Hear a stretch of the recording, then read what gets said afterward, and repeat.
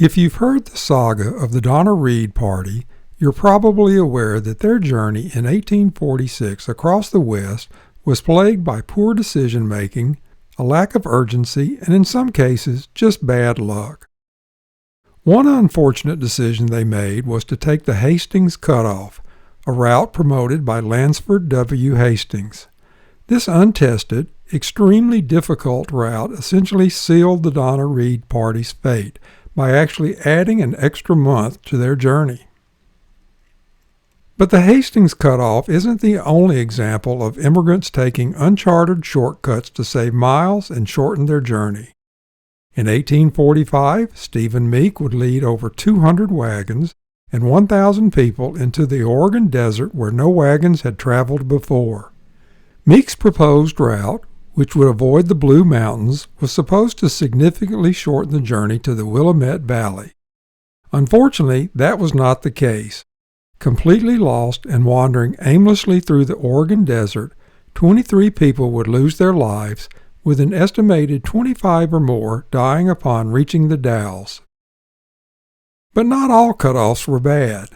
In 1844, the Stephens-Townsend-Murphy Party would make their historic journey from Council Bluffs, Iowa, to Sutter's Fort in Alta, California.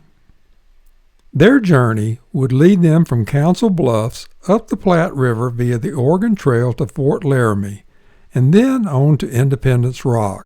When arriving at the Little Sandy River, if they had followed the route of the two wagon trains that came before them in 1841 and 1843, they would have headed south through the Green River Valley to Fort Bridger, which was built in 1843.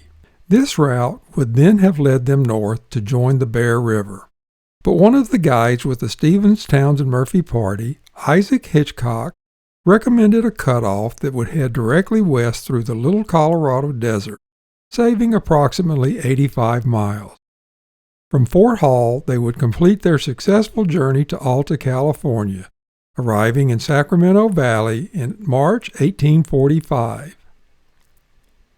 But the Sublette Cutoff was not without its own set of hardships. The stretch from where the cutoff began, west of the Little Sandy to the Bear River, was almost 50 miles, of which 40 was without a water source of any kind. This was rugged desert country. But despite the hardships, the cutoff shortened the trip by about 85 miles and saved between 5 to 7 days.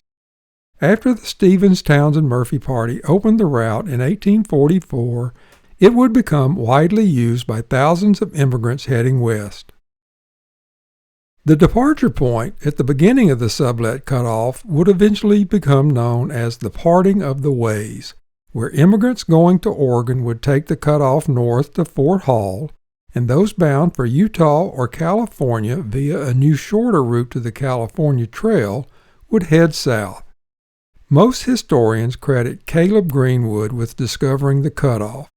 However, in his memoirs, Moses Schallenberger states that it was Isaac Hitchcock who suggested the alternate route. Interestingly, Hitchcock, who was an old trapper who had likely participated in one or more of the trapper rendezvous in the Green River Valley and was familiar with the area, underestimated the distance to the Bear River, believing it was only 25 miles. Needless to say, his traveling partners were not too pleased with him by the time they reached the Bear River. By all rights, the cutoff should have been named the Hitchcock Cutoff, or at least the Hitchcock-Greenwood Cutoff. But unfortunately, in his 1849 guidebook, Joseph Ware would refer to it as the Sublette Cutoff, after hearing about it from Solomon Sublette, and that's the name history has remembered. Over the next 20 years, dozens of cutoffs would be created along the Oregon, California, and Mormon trails. Some would be viable and used by thousands of immigrants. Others would be seldom used and abandoned. Today you can visit the True Parting of the Ways Monument, about 45 miles north of Interstate 80, just northeast of Farson, Wyoming, and see where the Stephens-Townsend-Murphy Party left yet another mark on history.